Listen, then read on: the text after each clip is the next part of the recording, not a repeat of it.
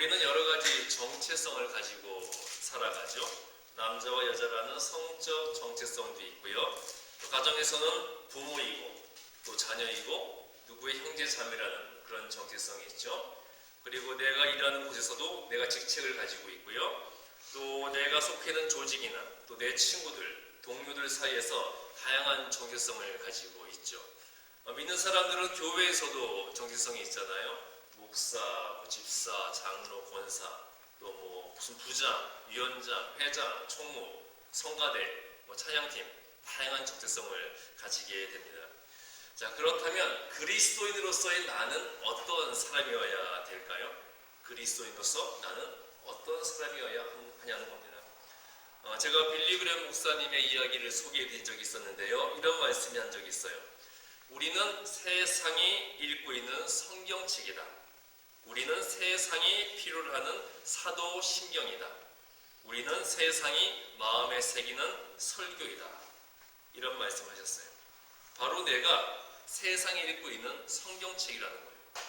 그렇다면 나는 세상에 지금 어떻게 읽히고 있는 사람일까요? 여러분들은 지금 사람들에게 어떻게 읽히고 계세요? 사람들이 나를 볼 때 저 사람 저렇게 착하고 정직한 거 보니까 틀림없이 교회 다니는 사람일 거야. 저 사람 저렇게 의롭고 거룩하게 사는 거 보니까 분명히 그리스도인일 거야. 자, 이렇게 읽혀 오셨어요? 초대교회 시절에 예루살렘이 멸망한 후에요. 로마가 기독교를 국교로 선포할 무렵에 기독교인들의 삶은 세상에 읽혀지고 또 사람들에게 읽혀지는 성경책 그 자체였다는 겁니다. 저 사람 저렇게 신실하고 정직하게 살아가는 거 보니까 저 사람 분명히 교회 다니는 사람일 거야. 저 사람 저렇게 정의롭고 거룩하게 사는 것을 봤을 때 저 사람은 그리스도인이 틀림없어. 이렇게 사람들에게 읽히는 삶을 살았다는 거예요. 당시에 믿는 사람들은요, 자기가 굳이 예수 믿는 그리스도인이라고 말하지 않더라도 그 사람들이 예수 믿는 사람으로서의 그 구별된 언행하고 세상과는 분명히 다른 그렇게 구별된 생활의 모습이 그 사람들이 그리스도인이라는 것을 증거해 주었다는 거예요. 로마 제국 시대에 사람들의 도덕적, 윤리적 타락이 심각해져 갔었습니다. 역사에서도 알 수 있듯이 모든 강대국, 그 큰 제국들의 멸망은 윤리적 타락부터 시작이 되었죠. 그 윤리적 타락은 또 무엇으로부터 비롯되었을까요? 그 윤리적 타락은 성적 타락에서 비롯되기 시작했죠. 돈이 넘쳐나고 모든 것이 풍요롭고 자신들을 위협할 만한 적들이 없이 너무 편안한 삶을 살다 보니까 이제 로마인들은 육체적 쾌락에 탐닉하기 시작한 겁니다. 특히 여인들의 성적 타락이 너무 심해서 큰 문제가 되었다고 합니다. 그런데 그 시절에 그리스도인들은 거룩하고 정직하고 특히 정결하고 순결하다는 인식을 강하게 주었어요. 그리스도인 여인들은 교육도 잘 받고 순결했기 때문에 당시 로마의 지도층 고위 관료들이 앞다투어서 그리스도인 여인들과 결혼하려고 했고요. 그들을 며느리로 삼으려고 했던 겁니다. 자, 그 여인들이 결혼한 후에 자녀를 낳으면 그 자녀를 또 믿음과 말씀과 신앙으로 교육을 했고요. 그 자녀들이 또 로마의 지도층이 다시 되었던 겁니다. 당시 이런 그리스도인들로 인해서 교회와 믿는 자들의 덕은 갈수록 쌓여갔어요. 그 당시에는 그리스도인이라는 자체가 정직과 신용의 상징이었다는 거예요. 믿지 않는 사람들도 그리스도인이라고 하면 무조건 신뢰했습니다. 자, 요즘은 우리가 무엇으로 우리의 신용을 평가받죠? 뭘로 평가받습니까? 크레딧 스코어, 그렇지 않아요? 여러분 크레딧 스코어 좋으세요? 우리는 그런 걸로 판단받는데 당시에는 그리스도인이다. 그 자체가 정직과 신용을 의미하는 거였다는 겁니다. 자, 이렇게 해서 결국 313년에 콘스탄틴 황제 때 기독교가 로마의 국교로 선포됐어요. 그렇다면 기독교가 로마의 국교로 선포될 때 로마에서 기독교인의 비율이 몇 퍼센트나 됐을까요? 한 나라의 국교로 선포될 정도면 많은 사람이 그리스도인일 것 같죠. 그런데 로마가 기독교를 국교로 선포할 때 로마 내 기독교인의 비율은 9%밖에 되지 않았다는 겁니다. 9%밖에 되지 않는데 그 기독교를 국교로 선포했다는 거예요. 어떻게 이런 일이 가능했을까요? 자, 당시에 사람들이 그리스도인들을 볼 때 그들을 통해서 거룩, 정결, 정직, 성실, 의로움 그런 것들을 읽을 수 있었기 때문에 가능했다는 거예요. 오늘날 교회 다니는 우리 그리스도인들도 내가 굳이 교회 다닌다는 말하지 않더라도 사람들이 내가 교회 다니는 거 다 알 수 있죠. 그렇죠? 저 사람 저렇게 맨날 거짓말만 하고 싸움질만 하는 거 보니까 분명히 교회 다니는 사람일 거야. 자, 저 사람 맨날 양복 깔끔하게 차려입고 말은 거룩하게 하는데 뒤에서 남 사기만 치고 다니니까 저 사람 분명히 목사일 거야. 이런 말들이 나온다는 겁니다. 미국 LA는 사람들이 양복을 잘 안 입고 다니잖아요. 그래서 LA에서 평일에도 양복을 입고 다니는 한국 사람은 100% 목사다. 그런 말이 있어요. 그러니까 목사들이 그러고 다니면서 사기를 친다는 거죠. 자, 우리가 저절로 이렇게 읽혀지고 마는 그런 무늬만 그리스도인으로 살아오지 않았냐는 거예요. 자, 오늘날 우리가 교회가 무너지고 그리고 교회가 파괴된다는 말을 많이 하죠. 그러면 누가 교회를 무너뜨리고 누가 교회를 파괴하고 있는 걸까요? 누가 하나님의 이름과 예수님의 영광과 교회의 덕을 가리고 있는 거죠? 독재 국가들처럼 정부와 국가기관이 교회를 핍박하고 있는 거 아니죠? 아니면 이슬람 국가에 세워진 교회들처럼 이슬람 교도들이 우리 믿는 자들과 그리스도인을 핍박하고 있는 건가요? 누가 교회를 무너뜨리고 있는 거죠? 자, 사탄이 교회를 무너뜨리고 있는 건가요? 자, 원론적으로는 사탄이 교회를 무너뜨리는 거 맞죠. 자, 그런데 사탄이 누구나 알 수 있는 사탄의 모습 그대로 와서 교회를 무너뜨리고 부수고 있는 거 그런 거는 아니잖아요. 사탄이 어떻게 교회를 무너뜨리죠? 자기가 사탄의 모습으로 나타나서 무너뜨리는 건 아니에요. 사탄은 자신의 대리인을 내세우는 겁니다. 자, 그럼 누가 사탄의 대리인일까요? 누가 사탄의 대리인이 되어서 교회를 무너뜨리고 하나님의 이름을 욕되게 만들고 있을까요? 누가 그러고 있어요? 또 저 사람이 그랬고 저 목사가 그랬고 저 장로가 그런 거예요? 누가 그런 겁니까? 바로 내가 사탄의 대리인으로 이용당할 수 있다는 겁니다. 하나님의 영광은 전혀 드러내지 못하면서 교회 다니고 예수 믿는다는 나 때문에 사람들이 교회를 멀리하고 예수를 믿지 않으려고 한다는 겁니다. 자, 주변에 예수 믿지 않는 사람들과 이야기를 한번 해보세요. 자, 그분들과 교회에 대해서 이야기해보세요. 이런 이야기를 들을 수 있을 겁니다. 아, 그 교회? 자, 그 교회에 누구 다니죠? 내가 그 사람 때문에 그 교회 안 나갑니다. 내가 그 사람 때문에 예수 안 믿습니다. 나도 예수 믿으면 그놈이랑 똑같은 사람 될 거 아닙니까? 우리가 그런 얘기 들어본 적 있을 겁니다. 자, 그렇다면 결론은 나오는 거죠. 누가 교회를 핍박하고 무너뜨리고 있는 거예요? 바로 예수 믿고 교회 다닌다는 내가 교회와 예수를 핍박하던 사울과 같은 사람이었고 바로 내가 예수님의 제자라면서 예수님을 팔아먹은 가롯 유다와 같은 사람이었다는 거예요. 하나님을 그렇게 열심히 철저히 믿는다던 사울이, 이 사울은 예수님을 만나고 회심해서 바울로 이름이 바뀌기 전의 사울이죠. 이 사울이 오직 자신의 그 부귀영화와 특권에 눈이 멀어서 교회와 그리스도인들을 핍박했던 것처럼 내가 세상의 축복에 눈이 멀어서 믿는 자로서 양심도 팔아먹고요. 믿는 자로서 신앙의 윤리도 저버리면서 그렇게 세상과 동화되어 살아왔기 때문에 당연히 그런 나로 인해서 예수님의 영광은 다 가려져 왔다는 겁니다. 예수님의 제자라던 가룟 유다가 유대인들을 찾아가서 자신의 스승 예수님을 팔아 넘겼죠. 유대인들은 고맙다고 그랬을 거예요. 그리고 가룟 유다에게 도움까지 줬습니다. 자, 그런데 정말 유대인들이 가룟 유다에게 고마워했겠어요? 스승을 팔아먹는 저런 제자를 둔 예수님을 얼마나 비웃고 조롱했겠냐는 겁니다. 바로 예수 믿고 교회에 다닌다는 나 때문에 내가 믿는다는 예수님의 이름이 조롱을 받고 내가 섬기는 교회가 사람들의 비웃음을 받을 수가 있다는 거예요.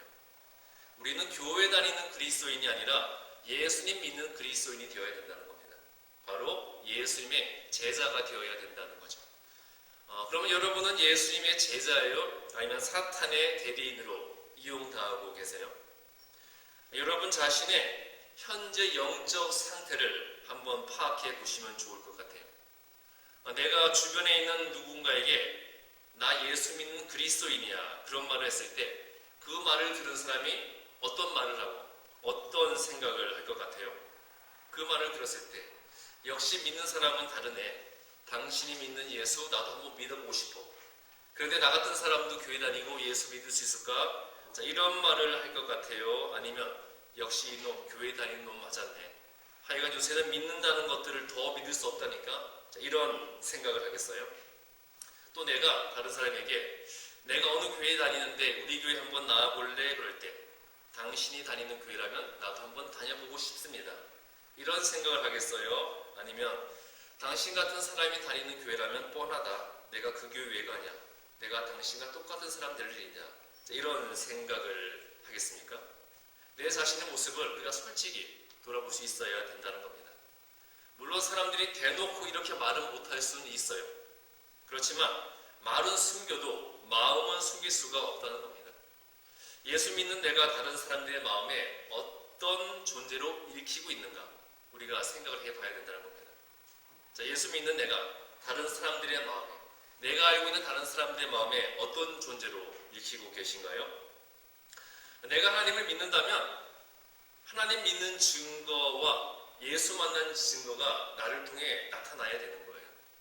출애굽기 34장 29절부터 30절 말씀 보시면 시내산에서 하나님을 만나고 온 모세에게서 하나님을 만난 증거로서 얼굴에 광채가 났죠.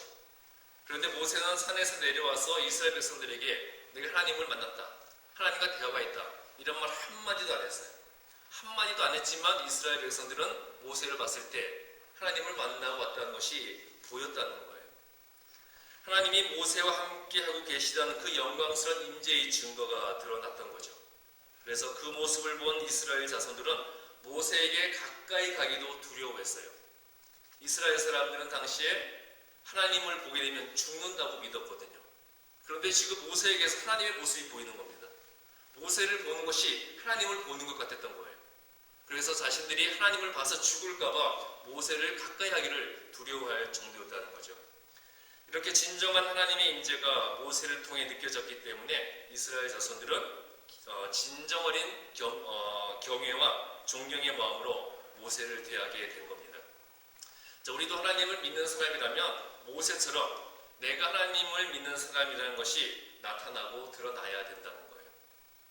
사도행전 11장 26절 보시면 최초로 이방인 지역에 세워진 교회였던 안디옥 교회의 성도들이 처음으로 그리스도인이라고 불리게 되었다는 말씀이 나옵니다. 안디옥 교인들로부터 그리스도인이라는 말이 생겨났다는 거예요. 그렇다면 어떻게 그들은 그리스도인이라고 불리게 됐을까요? 안디옥 교회의 성도들은 예수를 믿게 되었을 때 자신들이 믿는 예수님과 온전히 모든 면에서 똑같이 동화되기를 원했어요. 그래서 예수님처럼 말하고 예수님처럼 생각하고 예수님처럼 행동하려고 했다는 겁니다. 한마디로 예수님처럼 살려고 했다는 거죠.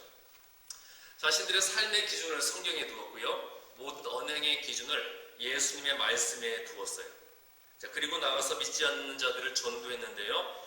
이들에게 전도받는 사람들이 볼 때 안디옥 교회의 교인들이 전하는 예수의 모습이 그 예수를 전하는 안디옥 교회의 성도들에게서 그대로 보여졌던 겁니다.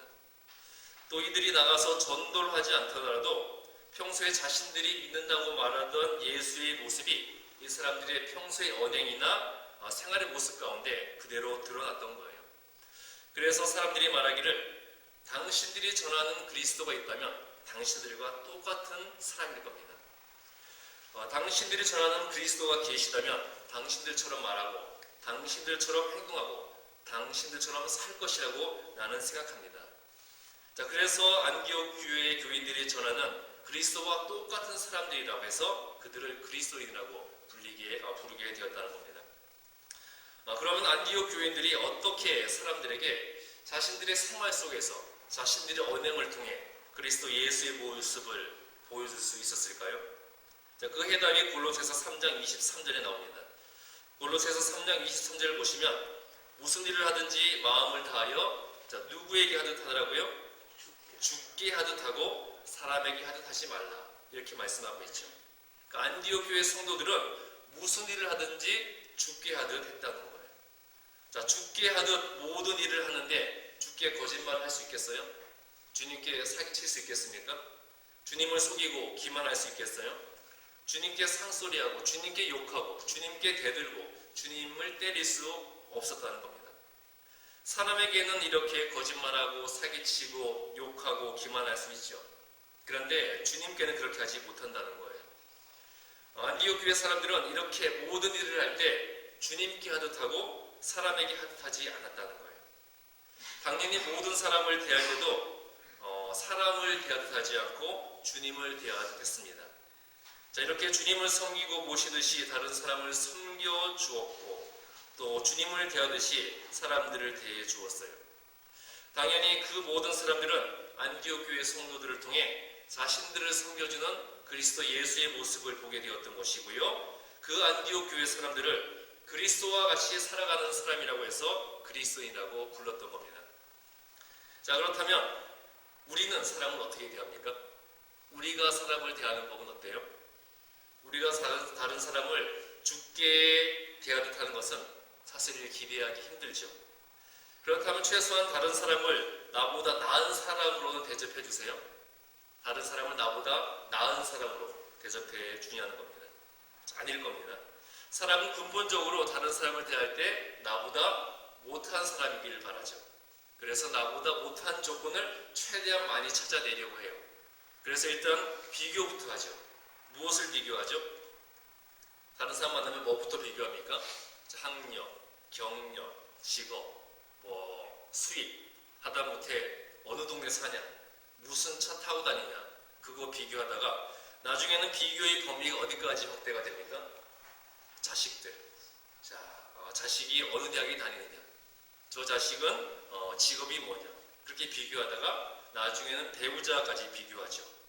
남편들에 대해서는 누구 남편이 돈을 더 잘 벌고 또 아내들에 대해서는 누구 아내가 더 예쁘고 날씬한가, 정말 치졸해지고 점점 치사해지고 세속적이 되어버린다는 거예요. 이 모든 것이 기본적으로 내가 저 사람보다 낫고 반드시 내가 더 나아야 된다는 그런 마음이 전제가 되어 있는 거죠. 이런 마음으로는 절대 다른 사람을 죽게 하듯 대할 수가 없다는 겁니다. 평신도들뿐만 아니라 목사들도 똑같아요. 제가 캐나다에서 유학하면서 교회 사역할 때 신학대학원이니까 학생들도 다 교회 전도사들이죠. 근데 큰 교회 사역하는 전도사들은 작은 교회 전도사들을 자기들 모임에 끼워주지도 않아요. 인사를 해도 인사도 안 받아줍니다. 저도 처음 캐나다 갔을 때는 친구 전도사를 따라서 작은 교회를 섬기다가 나중에 큰 교회 가서 사역하게 됐는데, 그전에는 아는 척도 안 하던 사람들이 제가 큰 교회에 가게 됐다니까 먼저 와서 아는 척을 하더라고요. 그러면서 어느 교회 가셨다면서요? 그러는 거예요. 그 교회가 제 교회도 아니고 정말 웃기고 말도 안 되는 거죠. 또 한국에서는 목사들이 어떤 모임을 갈 때 무슨 차를 타고 가느냐가 그 목사들의 서열이 되어버리고요. 또 교회 사이즈에 의해서 모임에서 앉는 자리가 배정이 된다고 합니다.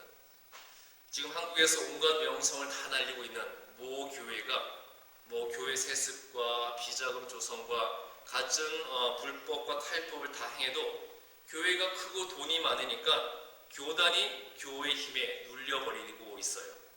그러니까 교회도 오직 돈과 힘이 지배하는 그런 구조가 되어버린 거죠. 그래서 믿는 사람들이 더 치사하고 편협하고 교회가 세상의 기준과 논리에 더 잘 따르고 또 교회와 믿는 자들이 더 권위적이고 군림하려고 한다고 말을 하고 있는 겁니다. 자, 이것이 세상이 지금 교회를 잇고 있는 현실의 모습이라는 거예요. 교회가 지금 이렇게 일으키고 있다는 겁니다. 믿는 자들이 세상 이렇게 일으키고 있다는 거예요. 빌립보서 2장 1절부터 5절 말씀에 그리스도 예수의 마음이 나옵니다.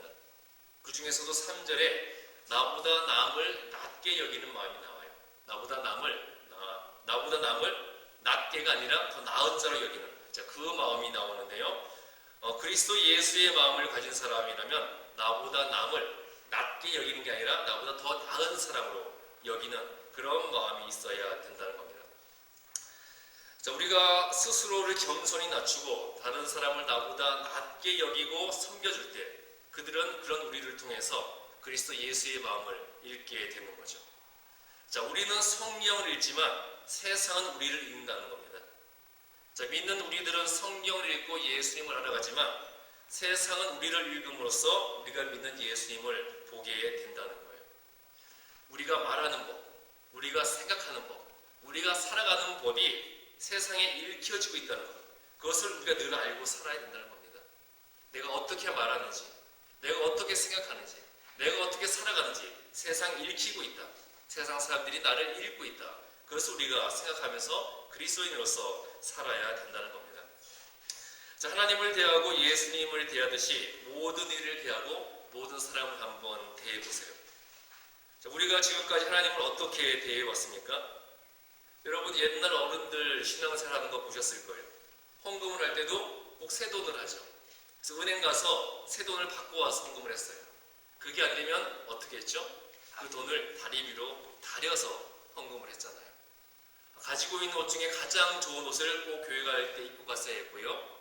옷을 새로 사거나 신발을 새로 살면 제일 먼저 교회에 입고 가고 교회에 신고 가야 했습니다. 또 차를 새로 사도 교회에 제일 먼저 가지고 가서 그 차를 위한 기도를 받고 밖으로 타고 다녔어요. 제가 여러분들에게 지금도 그렇게 해야 된다, 그거 말씀을 드리는 게 아니라 우리의 마음 자세, 하나님과 세상을 대하는 그 마음 자세를 말씀드리는 겁니다. 하나님을 가장 거룩하게 여기고요, 하나님을 가장 존귀하게 여기고, 하나님을 가장 사랑하면서도 가장 두려워하는 그 마음으로 하나님을 대하고, 하나님을 대하듯이 모든 일을 대하고 다른 사람을 대할 때 세상은 우리를 통해 하나님을 보게 되고 예수님을 읽게 된다는 겁니다. 자, 여러분 솔직히 한번 생각해 보세요. 자, 세상이 여러분들을 읽을 때 여러분들을 통해서 예수님과 하나님이 보이고 있어요, 안 보이고 있어요? 왜 말씀대로 못하십니까? 자, 우리는 세상이 읽고 있는 성경책이라고 했습니다. 내가 말하고 생각하는 것, 살아가는 모습 사람들이 세상이 읽고 있다고 그랬습니다. 자, 우리 토레스 연합감리교회는 세상에 읽는 성경책이 되는 그런 교회가 되기를 바랍니다. 또 여러분들도 세상에 읽는 성경책이 되는 그런 그리스도인들이 되시기 바랍니다. 이 자리에 모인 우리 토레스 연합감리교회 모든 성도분들, 세상에 있는 성경책이 되셔서 나를 통해 하나님이 어떤 분인지, 나를 통해 예수님이 어떤 분인지 분명히 드러내시는 거룩한 성경책이 되는 그리스도인들, 세상에 있는 성경책이 되는 그런 성도들 되시기를 주님의 이름으로 축복합니다. 기도하겠습니다.